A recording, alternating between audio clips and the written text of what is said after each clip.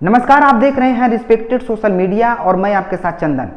न्यायालय में न्यायाधीश जब दो पक्षों की दलीलें सुनते हैं, किसी विवाद में वकीलों के अपने अपने दावपेच को देखते हैं तो न चाहते हुए भी वह विवाद एक लंबा समय ले लेता है, जिसमें वह जज साहब भी कुछ नहीं कर पाते। ऐसे में सर्वोच्च पद पर बैठे हुए माननीय न्यायाधीश को उस वक्त क्या करना चाहिए, इसका जीता जागता उदाहरण एक जज साहब ने बताया है। तो आइए हम आपको एक ऐसे जज की बातों को सुनाने जा रहे हैं जो पति पत्नी के 14 वर्षों के विवाद को कितनी शालीनता से अदालत में सुलझाया है और 14 वर्षों से पति पत्नी के विवाद में वकीलों को किस तरह से बताया है, जो किसी विवाद को एक लंबी प्रक्रिया में झोंक देते हैं। ऐसे जज हर जिले हर राज्य में होने चाहिए, जो कानूनी दावपेच से हटकर अपने विवेक से निर्णय ले। फर्स्ट जब मैंने लगाया था उस पर भी काउंसलिंग में इन्होंने बहुत झगड़ा किया। उसके बाद फिर कोर्ट को जज साहब ने कहा कि आप लेके आइए, तो मैं घर पे इनके सिल्वर स्केट लेने गया। वहां पर मेरे को गालियां दी गई, तेरे को लड़कों से पिटवाऊंगी, गुंडों से पिटवाऊंगी और दहेज एक्ट का केस लाऊंगी, फलाना ठिकाना सब कुछ किया ना। बहुत मेरी बेइज्जती की सबके सामने। मैं वापस आ गया, फिर मैंने सेक्शन 13 फाइल किया और मैं एप्लीकेशन भी फाइल की, कंप्लेंट की फाइल की। उसके बाद मैंने विड्रॉ कर लिया अपना सेक्शन 9। सेक्शन 13 में भी काउंसलिंग हुई, कई काउंसलिंग हुई, उसमें भी फिर मैं कोर्ट से लेके आया, डायरेक्टली अपने घर लेके गया कोर्ट से, फैमिली कोर्ट से। फिर उन्होंने पुलिस कंप्लेंट करती, थाने चली गई।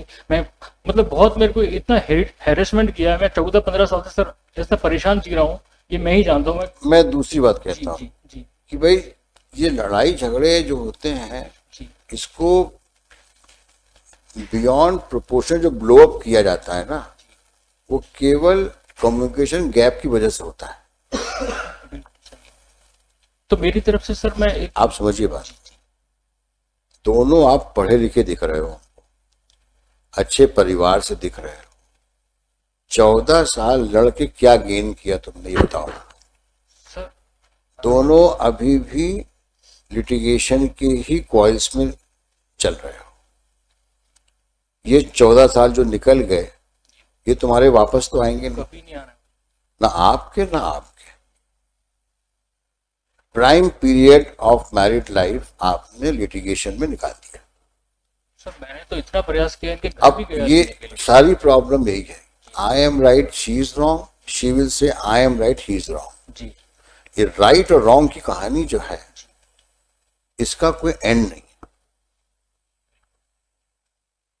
तो जहां हस्बैंड वाइफ की लड़ाई में कोई लॉजिक होता है क्या? ईमानदारी की बात बताओ, किसी को तो झुकना पड़ता है ना थोड़ा सा। 2 मिनट शांत हो जाओ। तो अगर इफ शी इज हाइपर, आप शांत हो जाओ, इफ यू आर हाइपर, ये शांत हो जाए। सर सबसे बड़ी बात तो ये है कि ये प्रॉब्लम ये नहीं है कि इन्होंने आपके खिलाफ क्या किया, किस सिचुएशन में किया उसको तो सोचो। नॉर्मल कोर्स में कोई वाइफ अपने हस्बैंड को एम्बैरेस क्यों करेगी? नॉर्मल कोर्स सर ऐसा लगता है, unless of course she was forced to marry you। ऐसा दिख नहीं रहा है। ईश्वर की कृपा से तुम दोनों अच्छे दिख रहे हो, स्वस्थ दिख रहे हो। सर मेरा तो जो मेंटल ट्रॉमा से मैं गुजर रहा तो हूँ, मैं वही कह रहा हूं कि इस मेंटल ट्रॉमा का इलाज जो है, थोड़ा सा अपने अंदर इलास्टिसिटी ले आओ। और मैडम आप भी, आप वाइफ हैं, थोड़ा इस बात का भी ध्यान रखो कि कुछ आपकी भी जिम्मेदारियां हैं। हर वक्त बहस में इन्वॉल्व होने के बजाय कभी शांत रहना भी सीख लो। कभी कभी हो सकता है आदमी बाहर से काम करके आता है, ऑफिसर ने या बॉस ने डांटा हो तो गुस्सा आप पे उतार दिया उसने, तो पहले समझ तो लो क्यों डांट रहा है वो आप। सर इन्होंने फैक्चुअल एस्पेक्ट अलग चीज होती है, रीजंस क्या होते हैं वो डिफरेंट होते हैं। इन्होंने सर हमेशा आरटीआई एप्लीकेशन में शिमला रहा, मैं गुजरात रहा, अहमदाबाद रहा, मैं दिल्ली रहा, अभी दिल्ली में हूँ, मैं ग्वालियर में रहा, जहाँ गया मैं वहाँ आरटीआई एप्लीकेशन लगा के इन्होंने पैसे की सैलरी के लिए, सिर्फ पैसे के लिए लड़ी है ये। आप पैसा, अरे आपकी किस्मत से इनकी कमाई होगी। आप तो, आपकी किस्मत भी तो काम करती है शादी के बाद। और सिंगल प्रयास नहीं किया ना इनने, इनके फादर ने कभी। लड़ने से कोई फायदा मिलेगा? आप खुद सोचो।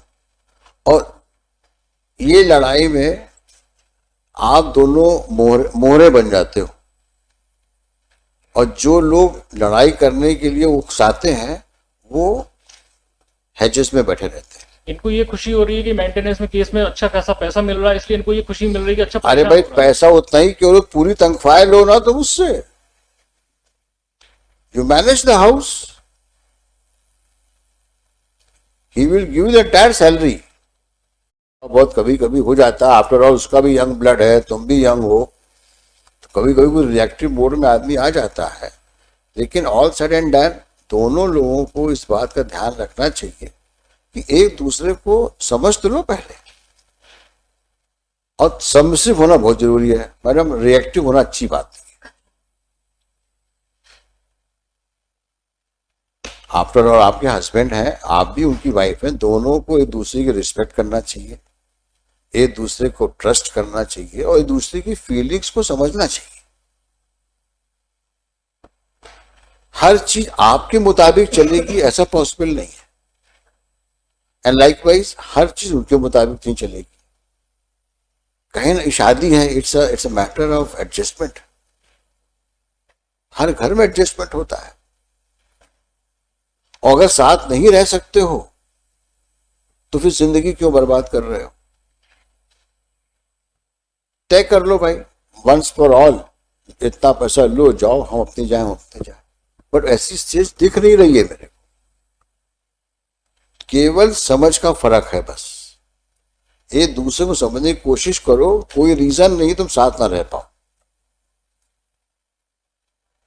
लेकिन सबमिसिव होना पड़ेगा। एरोगेंस से काम नहीं चलेगा, क्योंकि आपकी इज्जत इनसे है और इनकी शोभा आपसे है। समाज में आप दोनों को एक साथ देख के लोग एक्सेप्ट करेंगे, इसलिए दोनों को एक दूसरे के लिए केयर कंसर्न के अलावा समझदारी से काम लेना चाहिए। अब आप बताइए आप क्या चाहती हैं? सर मैं साथ रहना चाहती लेकिन ये इतना आप वादा करो कि आप इनको इंस्टिगेट नहीं करोगी आप, और कोई no nuisance no nonsense. Husband है, you have to respect him, you have to talk to him. कोई मसला है, ऐसा कौन सा मसला होता है कि जो बात करके सॉल्व नहीं हो सकता? बट बात करो ना। ये पुलिस की सब तो ऐसे लोग करते हैं जो बिना पढ़े लिखे होते हैं, पुलिस में कंप्लेंट, आफ्टर ऑल हस्बैंड है तुम्हारा, हो गाली गलौज। डोमेस्टिक वायलेंस का जब उनको एक ऑर्डर मिला था 2012 में, तो उसके तहत ही घर पे आई तो कहती मैं तो ऑर्डर से आई हूँ। हमेशा ये चाहती है कि कभी ये ऑर्डर से कहा क्या ऑर्डर से रहने कर आई, तो ऑर्डर का दबाव दिखा के मेरे को भी पुलिस को पकड़ा देंगी। वो सब गलत बात है। हस्बैंड वाइफ है अपनी, you should remember the good days. कभी अपनी विल नहीं दिखाई रहना नहीं है, कभी 15 साल से मैं अलग रह रहा हूँ। You both should remember good days you have spent after marriage. मैं गुजरात से आता था, अहमदाबाद से, तो तारीख बढ़वा लेते थे परेशान करने के लिए, जिससे मैं परेशान कितना हो सकूं उस केस में, बस यही किया है। मैडम आप इनको समझाइए, समझा करके अगर तैयार होंगी तब मैं इनको रिक्वेस्ट करूंगा कि एक बार ट्राई दे दो। Lords I just want to request. हाँ आप बहस करें, बहस नहीं, हाँ। एक बेटी है इनकी and she is very intelligent, तो you should at least talk to his daughter, और कुछ नहीं। नहीं आप थोड़ा सा और वार्म अप करो उनको, नहीं ताकि वो तय, वो बहस करो जितनी बहस कर सकते हो। Sir I will explain my client, I am agreeing to that. यानी जो चीज कहीं स्कोप हो रहा होगा वो वकील साहबान लोग जो है, अरे घबराते क्यों, हम है ना सर। अरे ये नाक से रगड़वा देंगे इसको, हम तुमको इतना दिलवा देंगे, ये करा देंगे, बोलो। I have just entered अब वो इतना हवा भर दो क्लाइंट को कि बोले हाँ ठीक है, अब तो हम बड़े स्ट्रांग फुटिंग पे हैं, लड़ते हैं, क्या दिक्कत। देखो 14 साल तुम लड़ ली, कितना फीस दिया वकील को, फिर अब कहां खड़ी हो? स्क्वायर ए पे। अगर यही चलता रहा तो वो यही होगा, और सुप्रीम कोर्ट में जाकर भी यही होगा, और वहां भी जज साहिबान यही आपसे कहेंगे कि मत लड़ो, इस उम्र में अब कहाँ जाओगे दोनों लोग? इसलिए आप दोनों से हमारी दरख्वास्त है, फिर से सोचो।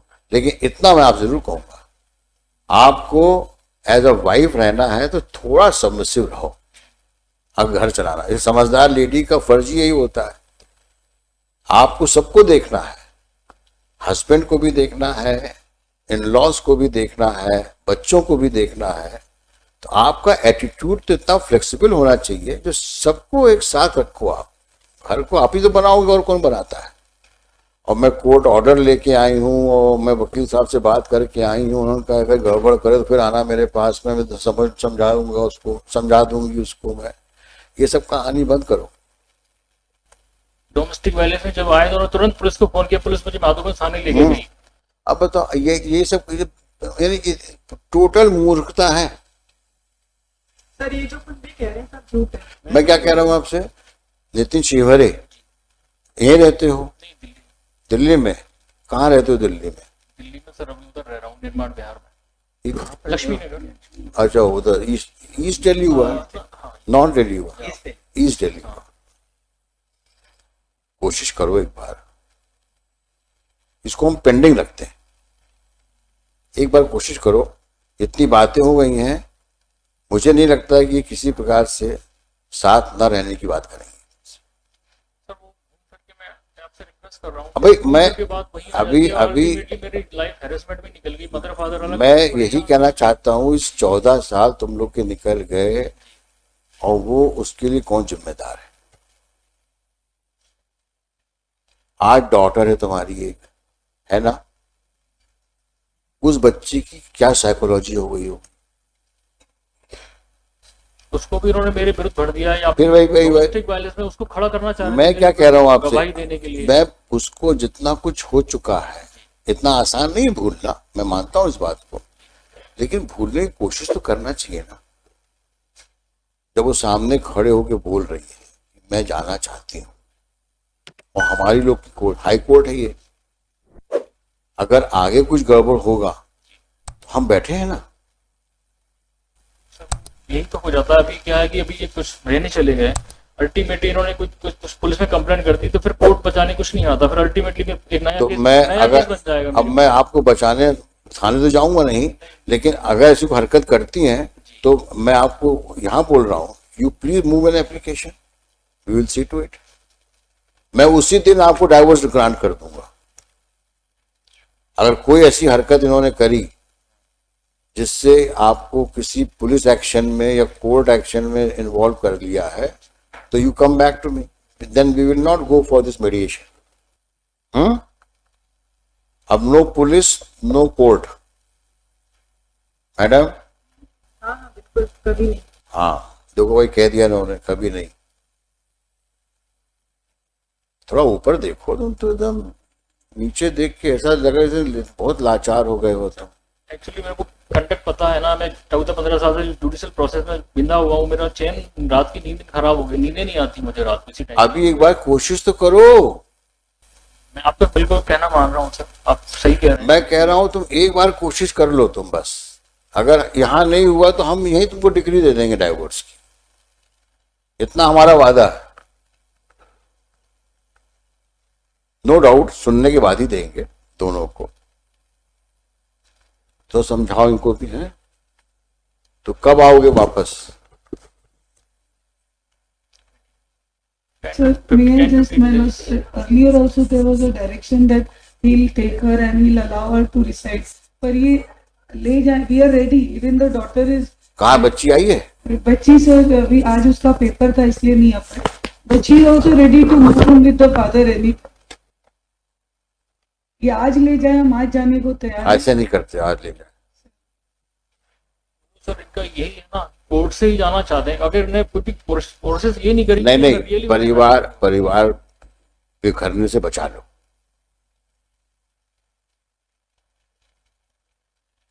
ये बड़ी बात कर रहा हूं मैं तुमसे। वो बच्ची जब बड़ी होगी तो हम नहीं चाहते कि वो माँ बाप के प्रति ऐसी फीलिंग रखे कि वो शादी ना करे। बच्ची के लिए साथ हो लो तुम। सारे प्रयास अभी तक सर मेरी तरफ से किए गए। इन्होंने अगर एक प्रयास भी किया हो तो मैं आज सच बोल रहा हूँ सर, इनको कब कई बार हमेशा रखने की कोशिश किया है और फेल हुआ हूँ मैं। मैं ऐसा कहता हूं, आज मैं नहीं कहता आज लेके जाओ, तुम 1 हफ्ते बाद आ जाओ, इस तैयारी से आओ कि तुमको बच्चे को उसका एग्जाम कब तक है? अभी she'll be free, I mean, 1:30 के बाद आ सकती नहीं नहीं है। 6 अगस्त अच्छा, अभी किस क्लास में है? 8th में। तो क्या फाइनल एग्जाम अभी तो नहीं, चल रहा टर्म्स होगा। है ये जो 1 हफ्ते बाद आओगे, ले जाओगे?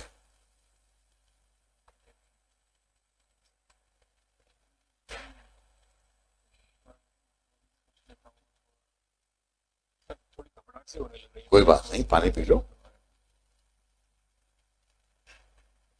नहीं, मैं एकदम से कुछ बोल भी नहीं रहा हूं, आप 1 हफ्ते बाद ले जाओ, क्योंकि पुराना घाव है, तकलीफ देता है, तो फिर से सोच लो एक बार। हार्डली सर 2-1.5 महीने रहे हैं, उसी के बाद से मैं अलग रह रहा हूँ, तो इतना टेंशन कर दिया है इन्होंने हर बार। मैं क्या कह रहा हूं तुमसे कि हम 1 हफ्ते बाद मुकदमा लगा देते हैं, फिर से इंट्रोस्पेक्शन कर लो, सोच लो। जो बातें मैंने तुमको बताई हैं at the cost of all this advocates जिनका मुकदमा नहीं लेके, मैं आपसे बात कर रहा हूं कि आपका परिवार एक साथ हो जाए। सोच लो उसके ऊपर और डिस्पैशनेटली सोचो, बायस दिमाग से मत सोचो। सोचो, come back, will talk again, talk next week रखते हैं। मैडम, इस बीच में थोड़ा सा आप भी है बातचीत करके, और कोशिश करो इन लॉज से बात करो,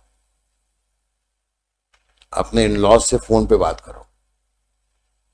और देखो, बुजुर्गों से माफी मांगने में कोई बुराई नहीं है।